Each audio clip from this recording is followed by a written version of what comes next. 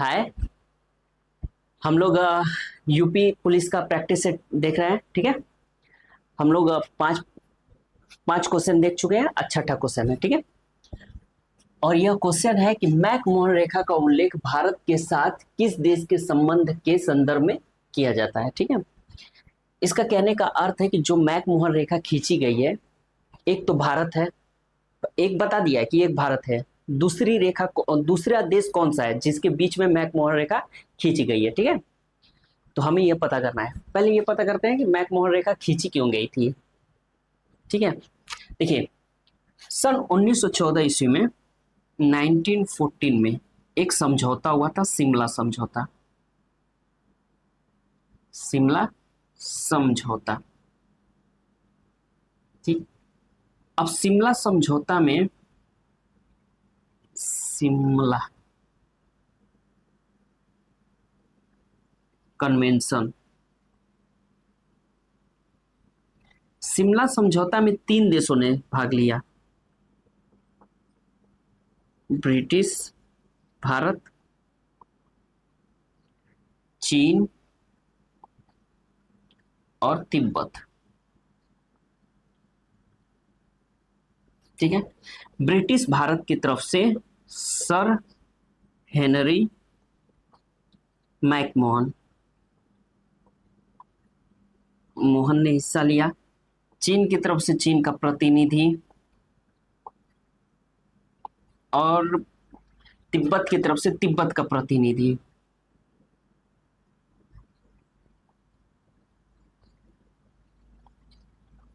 ठीक है। देखिए, सन 1914 में हमारा भारत जो था, ब्रिटिश सरकार का उपनिवेश था। अब उपनिवेश किसे कहते हैं? देखिए,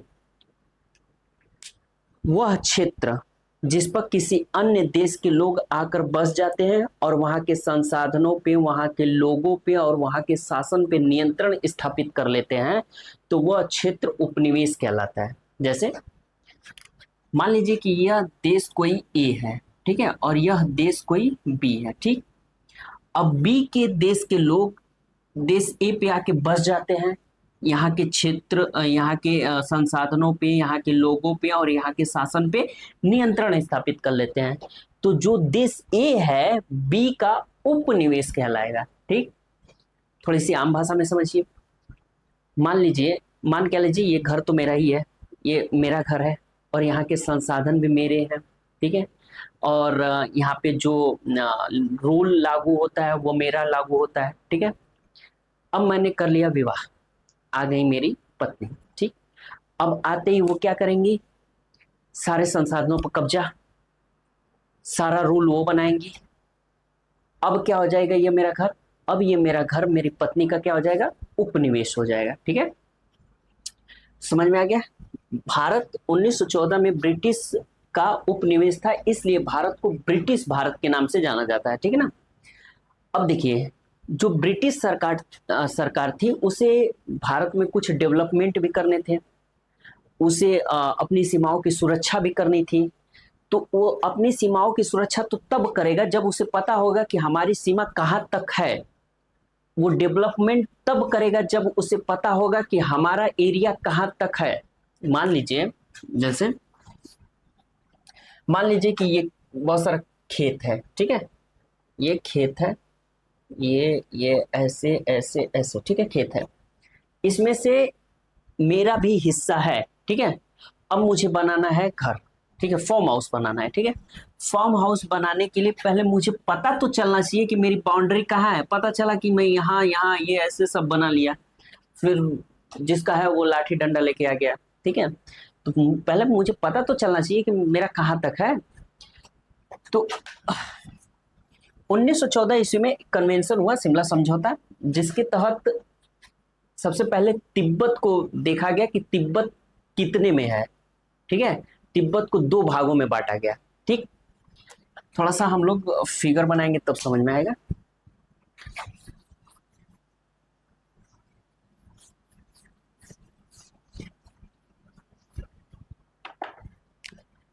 ये देखिए,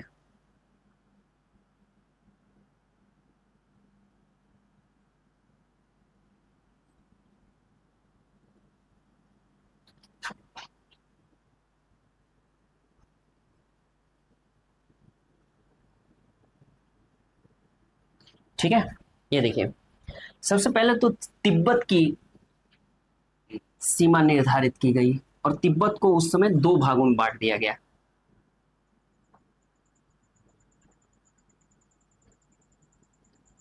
एक ये वाला हिस्सा आउटर तिब्बत,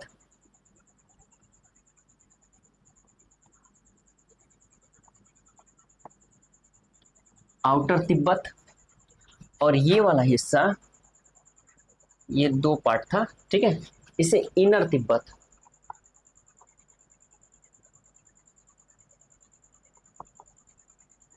इनर तिब्बत के नाम से जाना गया। ठीक है, अब जो ये आउटर तिब्बत था, इस पे तिब्बत सरकार का कंट्रोल था, नियंत्रण था। ठीक है, और जो इनर तिब्बत था, इस पे चीन सरकार का नियंत्रण था। ठीक, भारत जो मैकमोहन रेखा खींची गई वो भारत और आउटर तिब्बत के मध्य खींची गई। ठीक है, और वो शुरू होता है यहां से, यहां से ऐसे आते हुए ऐसे यहां तक। ठीक है, उसके बाद कुछ एरिया ये है, फिर उसके बाद यहां से शुरू होता है। अब ये जो मैकमोहन रेखा है, ये तीनों मैकमोहन रेखा है। ठीक है, ये भी मैकमोहन रेखा है, ये भी मैकमोहन रेखा है, और ये भी मैकमोहन रेखा है, ये तीनों मैकमोहन रेखा है। ठीक है, मैकमोहन लाइन रेखा। अब देखिए, इस मैकमोहन रेखा से ना उस समय चीन सहमत था और ना आज सहमत है। यही कारण है कि भारत सरकार और चीन सरकार के बीच मैकमोहन रेखा को लेकर काफी विवाद होता रहता है, और खास करके इस क्षेत्र में। ठीक है ना, इस क्षेत्र में बहुत विवाद होता है। ठीक, ये होगी मैकमोहन रेखा।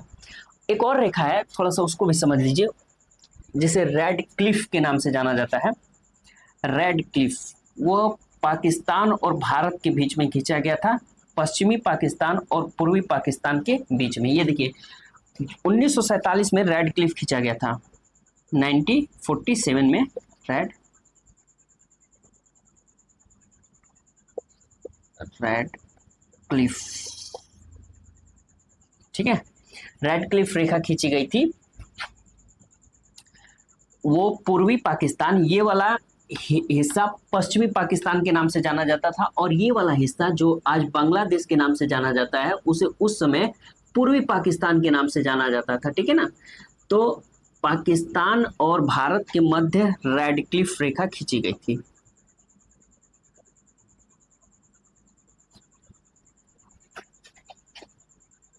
रेड क्लिफ, ठीक, ये 1947 में खींचा गया था। ठीक है, ये हो गया हमारा छठा क्वेश्चन। हमारा जो प्रश्न था वो क्या था कि मैकमोहन रेखा किन दो देशों के बीच में खींची गई थी, कौन कौन से देश। देखिए, इसमें तिब्बत दिया नहीं है, तो चीन दिया है, तो चीन हम टिक मारेंगे। ठीक है,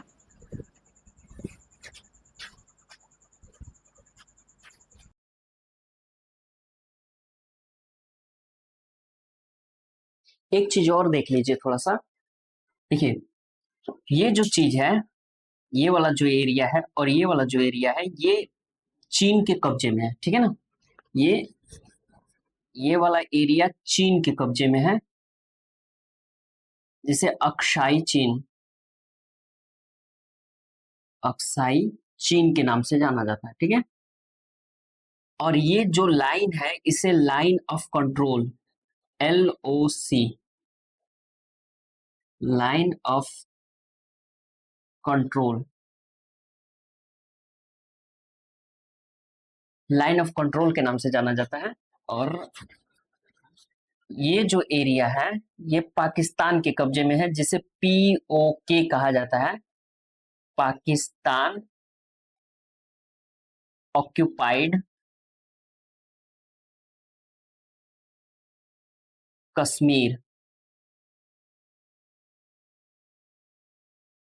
कश्मीर के नाम से जाना जाता है। ठीक है ना, चलिए अब नेक्स्ट अगला क्वेश्चन देखते हैं। ठीक है, जो अगला क्वेश्चन हमारा है वो यह है कि ज्वालामुखी द्वीप, बैरन आइलैंड, कहाँ पर स्थित है।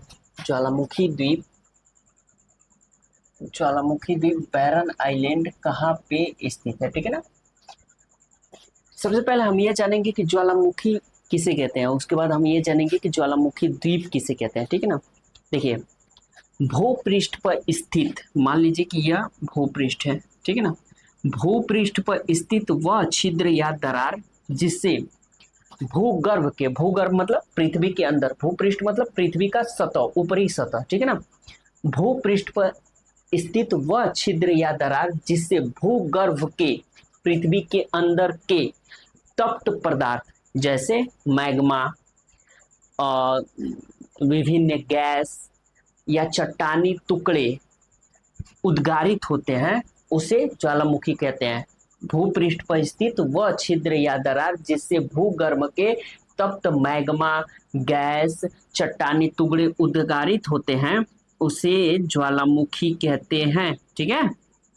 ज्वालामुखी कहते हैं, ठीक।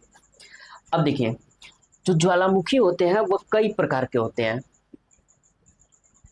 जो ज्वालामुखियों का वर्गीकरण किया जाता है, क्लासिफिकेशन किया जाता है, वह कई आधारों पे किया जाता है, ठीक है। थोड़ा सा देख लेते हैं। ज्वालामुखियों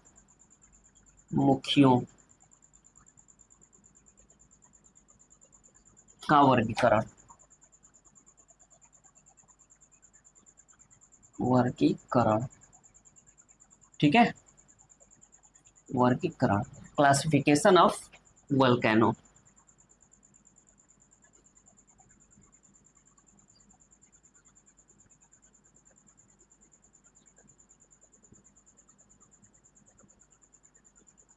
क्लासिफिकेशन ऑफ वोल्केनो, वोल्केनो, ठीक है। अब देखिए, जो ज्वालामुखियों का वर्गीकरण है वो कई आधारों पर किया जाता है। पहला, उद्गार के आधार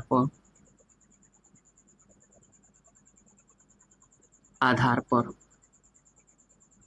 उद्गार मतलब कि उसका जो लावा है, उसका जो मैग्मा है, देखिए, जब भू सतह के, भूगर्भ के अंदर जो गर्म पदार्थ रहते हैं तो उसे मैग्मा कहा जाता है, ठीक है ना। और यही मैग्मा जब पृथ्वी सतह के ऊपर आ जाते हैं तो इसे लावा कहा जाता है, ठीक है। यानी कि जब लावा भूगर्भ में होता है तो उसे मैग्मा कहा जाता है, और जब सतह पे आ जाता है तो उसे लावा कहा जाता है, ठीक है। तो उद्गार के आधार का मतलब है कि जो मैग्मा है वो भूपृष्ठ पर किस आधार से आता है, कैसे आता है, ठीक है। हम मैं समझाऊंगा अभी थोड़ा सा। उद्गार के आधार पर, बेस्ड ऑन इरोप्शन, ठीक है। देखिए, उद्गार के आधार पर ज्वालामुखी दो प्रकार के होते हैं। एक, केंद्रीय नलिका, केंद्रीय नलिका ज्वालामुखी, और एक है दरारी ज्वालामुखी, दरारी ज्वालामुखी, ठीक है। अब देखिए, एक चीज समझिए आप थोड़ा सा। ये हमारी पृथ्वी है, ठीक है। पृथ्वी जो है वो ठोस नहीं है, लोहे की तरह ठोस नहीं है, ठीक है। वो कई लेयर्स में है, प्याज की तरह है। जैसे प्याज का एक परत हटाएंगे फिर दूसरा परत हटाएंगे, ऐसे ही हमारी पृथ्वी जो है कई सारी लेयर्स में है, ठीक है। अब देखिए, जो पहला लेयर है उसे हम भूपृष्ठ कहते हैं, भूपृष्ठ, ठीक। इसे क्रस्ट भी कहते हैं, क्रस्ट। जो दूसरा लेयर है उसे हम मेंटल, इसे प्रवार, प्रवार भी कहते हैं। और जो तीसरा लेयर है इसे हम कोर के नाम से जानते हैं, ठीक है, कोर,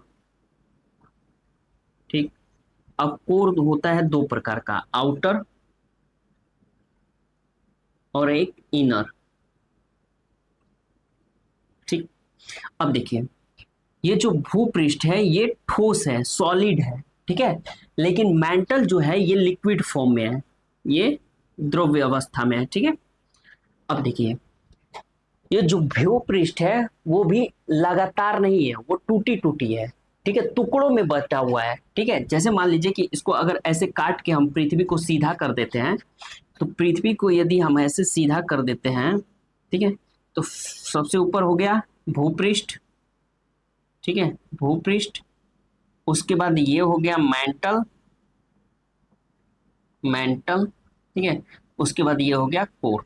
ठीक, ये जो भूपृष्ठ है वो टूटी फूटी है, ठीक है ना, टुकड़ों में बटा हुआ है। एक एक प्लेट नहीं है, ये कई सारी प्लेटों से मिलकर भूपृष्ठ बना हुआ है। 7 बड़ी प्लेटें हैं, ठीक है। और 100 अभी छोटी प्लेटों की खोज की जा चुकी है। अब हो सकता है कि और भी निकले, ठीक है। और उससे भी छोटी प्लेटें यानी कि लघु प्लेटों की संख्या बहुत सारी है, ठीक है। तो 7 सबसे बड़ी प्लेटें हैं। ये प्लेटें, ये जो मेंटल है, मेंटल क्या है, द्रव्य अवस्था में है, लिक्विड फॉर्म में है, ठीक है ना।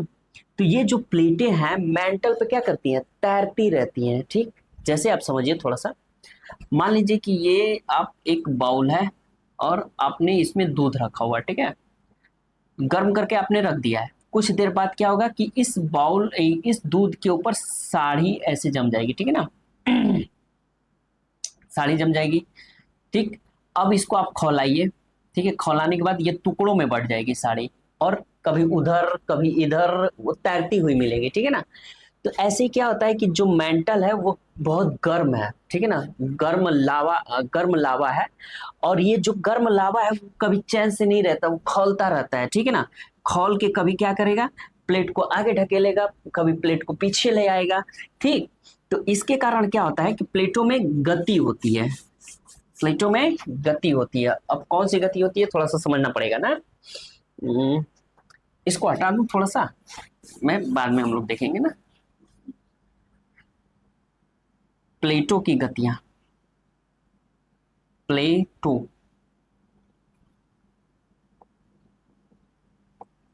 प्लेटों की गतियां,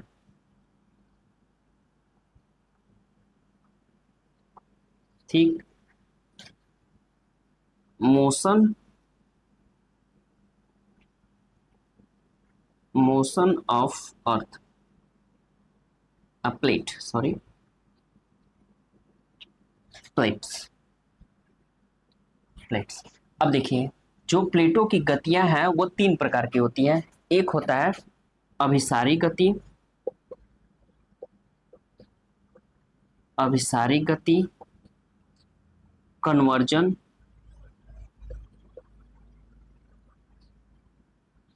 कन्वर्जेंट मोशन, ठीक है। उसके बाद अपसारी गति, डाइवर्जेंट मोशन, ठीक। उसके बाद आता है संरक्षी गति,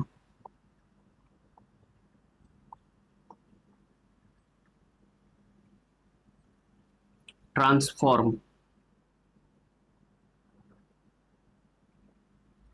मोशन, ठीक है। अब देखिए, जो अभिसारी गति होती है इसमें क्या होता है कि 2 प्लेटें एक दूसरे से टकराती हैं, ठीक है ना। अभिसारी गति में 2 प्लेटें आके टकरा जाती हैं, ठीक है। ऐसे ये 2 प्लेटें, मान लीजिए ये प्लेट हो गई, ठीक है, एक ये प्लेट हो गई। अब ये दोनों प्लेटें आपस में क्या होंगी, टकराएंगे। और टकराने के बाद क्या होगा कि जो प्लेट ज्यादा घनत्व का होगा, ठोस होगा, या जो प्लेट बहुत तेज गति से आ रहा होगा, जो प्लेट ठोस होगा जिसका घनत्व ज्यादा होगा, या जो प्लेट तेज गति से आ रहा होगा, वह प्लेट दूसरी प्लेट के नीचे क्या होगा, अंदर प्रवेश कर जाएगा, दूसरी प्लेट के नीचे चला जाएगा, ठीक है। तो इसमें क्या होता है कि ये मान लीजिए कि ये वाला प्लेट ज्यादा तेज गति से आ रहा है या ठोस है, ठीक है। तो ये प्लेट क्या होगा कि इस वाले प्लेट के नीचे ऐसे आ जाएगा, ठीक है ना, ये प्लेट ऊपर आ जाएगा, और ये प्लेट क्या होगा, नीचे चला जाएगा। अब ये इतना नीचे चला जाता है कि धीरे धीरे ये मेंटल में प्रवेश कर जाता है, इसमें आ जाता है, ठीक है ना। और मेंटल में आने के बाद क्या होता है, अब मेंटल में आने की वजह से ये क्या हो जाता है, ये पिघलने लगता है, और पिघलने की वजह से यह लावा का निर्माण होता है, ठीक है ना। यहाँ पे मैं थोड़ा सा बना देता हूँ, ठीक। ये देखिए, ये अब ये पिघलने लगेगा और यहाँ पे लावा का निर्माण होगा, ठीक है ना। लावा का निर्माण होता है तो यही लावा क्या करता है कि इसको छेद के ऊपर आ जाता है, और आके ये क्या करता है कि ऐसी शंकु जैसी संरचना का निर्माण करता है जिसे हम लावा पर्वत कहते हैं, ठीक है ना। लावा पर्वत करते हैं। अब ये देखिए भूपृष्ठ पे यदि हो रहा है ये चीजें, भूपृष्ठ पे जब ये चीजें हो रही है तो इसे हम लावा पर्वत कहेंगे। लेकिन जब यही पानी में होगा, ठीक है, यही समुद्र में होगा, पानी में होगा, तो इसे क्या कहेंगे, जब जो भाग ये डूब गया है और जो भाग दिख रहा है इस भाग को हम द्वीप के नाम से जानते हैं, ठीक है, द्वीप के नाम से। इसी को ज्वालामुखी द्वीप कहते हैं, ठीक है। यानी कि ज्वालामुखी पर्वत का वह भाग जो पानी के ऊपर है उसी को ज्वालामुखी द्वीप के नाम से जानते हैं, ठीक है। अब ये और एक चीज देखिए, अपसारी गति। अपसारी गति में क्या होता है कि दो प्लेटें एक दूसरे से दूर भागती हैं, ठीक है ना। दो प्लेटें एक दूसरे से दूर भागेंगी। ये मान लीजिए एक, ये प्लेट एक हो गया और एक प्लेट ये हो गया। अब ये एक दूसरे से दूर भागेंगे, और जब दूर भागेंगे तो इसमें दरार आएगा, और दरार आएगा तो नीचे मैंटल वाला, जो ये मैंटल वाला मैग्मा है ये ऊपर आएगा, और ऊपर आके इस क्षेत्र में क्या करेगा, पठार या मैदान का निर्माण करेगा। इससे ना, इससे क्या होता है कि इससे ऊंचाई वाला पर्वत नहीं बनता है। इस वाले ज्वालामुखी से, ज्वालामुखी ये भी है, ज्वालामुखी ये भी है, ये भी ज्वालामुखी का निर्माण कर रहा है, ये भी ज्वालामुखी का निर्माण कर रहा है, लेकिन इस वाले ज्वालामुखी से पर्वत नहीं बनते हैं, ठीक है ना। इससे पठार बनेगा, इससे मैदान बनेगा, इससे पर्वत बनेगा, ठीक। इसके क्या कारण है हम थोड़ा सा बाद में समझेंगे, ठीक है ना। चूंकि हम लोग के पास समय थोड़ा सा कम है, इसीलिए हम थोड़ा सा कम ही समझेंगे, हाँ काम भर समझ लेंगे, ठीक है ना। ठीक। अब संरक्षित गति में क्या होता है कि दो प्लेटें एक दूसरे को केवल रगड़ती हैं, ठीक है ना। मान लीजिए कि एक प्लेट ये हो गया और एक प्लेट ये हो गया, ठीक है। ये इधर जा रही है, ये इधर जा रही है, एक दूसरे से केवल फ्रैक्शन कर रही है, घर्षण कर रही है, ठीक है। इससे केवल क्या होता है कि केवल भूकंप आता है और कुछ नहीं, बस। ठीक। ये गतियां हो गई, गतियां आप समझ लिए। अब आते हैं हम लोग मेन मुद्दे पे।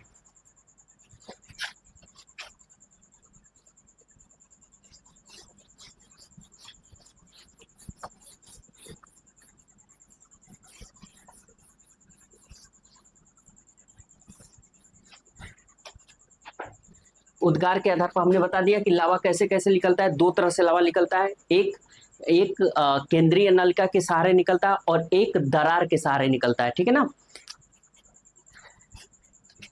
अब देखिए, बेस्ड ऑन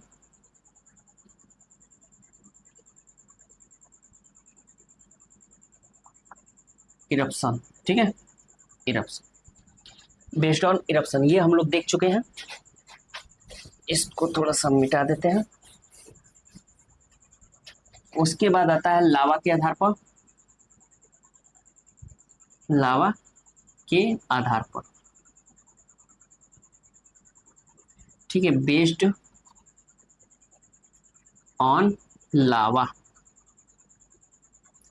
लावा, इसका कहने का मतलब है कि जो मैग्मा बाहर आता है वो अम्लीय है या क्षारीय, इस आधार पे ज्वालामुखी का वर्गीकरण किया जाता है, ठीक है ना। यदि लावा अम्लीय होगा तो जो पर्वत बनेगा या पठार बनेगा वो क्या होगा, अम्लीय होगा, ठीक है। अगर लावा क्षारीय होगा तो जो पर्वत बनेगा या पठार बनेगा वो क्या होगा, क्षारीय होगा, ठीक है। अम्लीय, अम्लीय या क्षारीय, ठीक है। अगर कोई पर्वत बनता है, मान लीजिए ऐसे कोई ज्वालामुखी फटी, ठीक है, और उसके अंदर से जो लावा निकला वो अम्लीय है, तो जो पर्वत बनेगा इसे अम्लीय ज्वालामुखी पर्वत कहेंगे, ठीक है। उसके बाद एक होता है सक्रियता के आधार पर, सक्रियता, सक्रियता के आधार पर, आधार पर, ठीक है, based on activity, activity, activity, ठीक है। अब इसको थोड़ा सा हम लोग हटाते हैं क्योंकि हम लोग को थोड़ा सा स्पेस चाहिए, ठीक है, इसे हम लोग हटा देते हैं।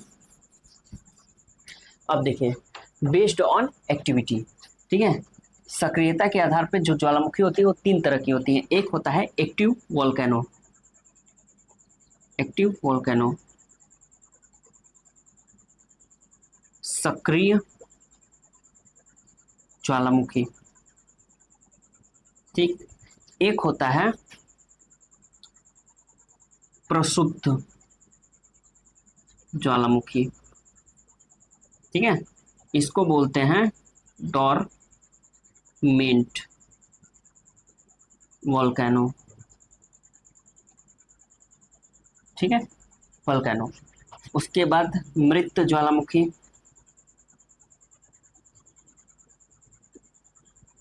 ज्वालामुखी, इसे एक्सटिंक्ट, एक्सटिंक्ट वोल्केनो,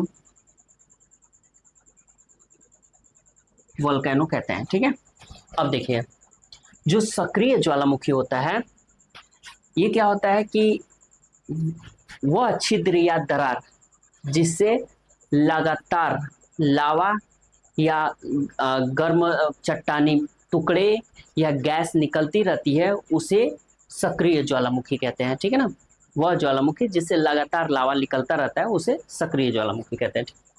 प्रसुप्त ज्वालामुखी मतलब वह ज्वालामुखी जिससे वर्तमान में तो कोई लावा या कुछ भी नहीं निकल रहा है, ठीक है ना, लेकिन भविष्य में इससे निकलने की संभावना बनी रहती है, ठीक है। सक्रिय ज्वालामुखी से वर्तमान में कोई एक्टिविटी नहीं होती है, लेकिन भविष्य में एक संभावना बनी रहती है कि कभी ना कभी लवा उद्गार होगा, ठीक है। तो इसे प्रक्षुब्ध ज्वालामुखी कहते हैं। इसे अभी नहीं हो रहा है, भविष्य में होने के चांसेस है, ठीक। मृत ज्वालामुखी क्या होता है, ना अभी हो रहा है और ना भविष्य में होने के चांसेस है, ठीक है, तो इसे मृत ज्वालामुखी कहते हैं, ठीक। अब देखिए, जो एक्टिव ज्वालामुखी होता है, सक्रिय ज्वालामुखी होता है, इसमें क्या क्या होता है, कौन कौन सी ज्वालामुखी है, ओजोस डेल सेलेडो, फिर उसके बाद मोना लोआ। ये जो स्ट्राम्बोली है, इसे भूमध्य सागर का प्रकाश स्तंभ, सागर का प्रकाश स्तंभ, स्तंभ, स्तंभ कहा जाता है, ठीक है ना। फिर उसके बाद Mount Saint, Saint, Mount Rainier, Rainier, Mount Mayon, Mayon, ठीक है। उसके बाद बैरन द्वीप,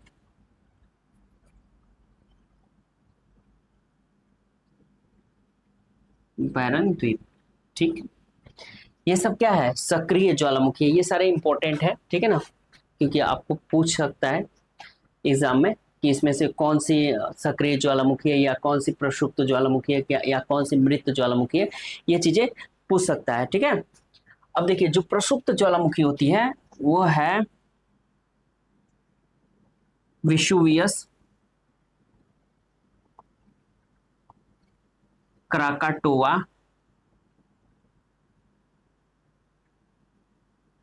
क्राकाटाओ, किलीमंजारो,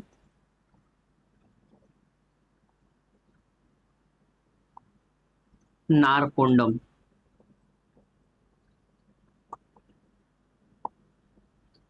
ठीक है।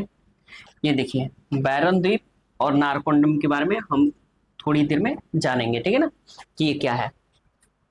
उसके बाद इसमें आ जाइए माउंट पोप, पोप चिम्बराजो,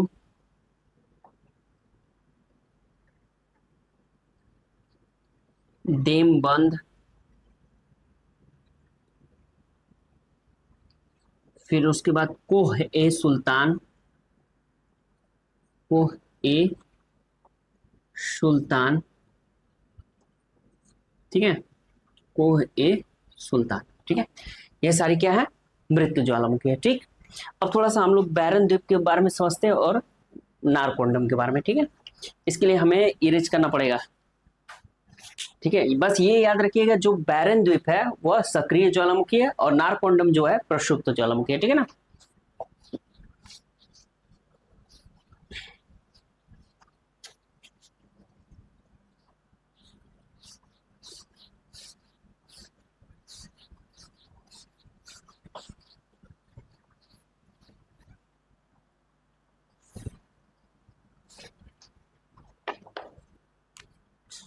ये देखिए, ये हमारा भारत है। ठीक है, और हम लोग जानते हैं कि भारत के दो द्वीप हैं, कौन कौन से, ये अरब सागर का हिस्सा है, अरब सागर। ठीक है, इसमें क्या है, लक्षद्वीप है, इसमें लक्षद्वीप समूह है। ठीक है, और ये क्या है, बंगाल की खाड़ी वाला हिस्सा है, बंगाल की खाड़ी, बे ऑफ बंगाल। ठीक, बंगाल की खाड़ी में जो भारत का द्वीप है उसे हम अंडमान निकोबार द्वीप समूह के नाम से जानते हैं। ठीक है ना।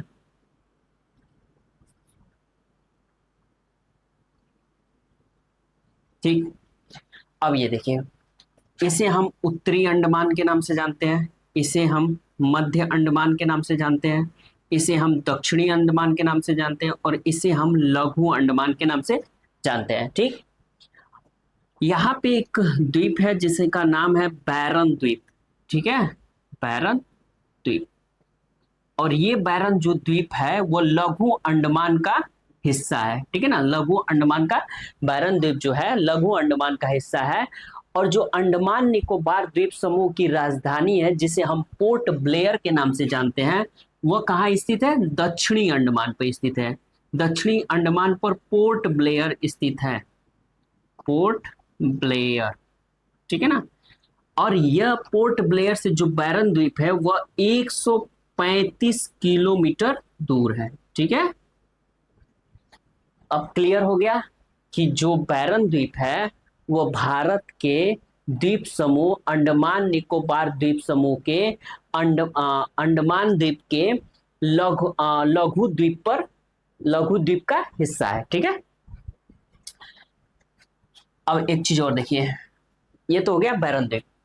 जो नारकोंडम है वो भी अंडमान निकोबार का ही क्या है, हिस्सा है। ठीक है, तो नारकोंडम और बैरन द्वीप दोनों भारत के द्वीप समूह है। ठीक है, भारत की ज्वालामुखी है। ठीक,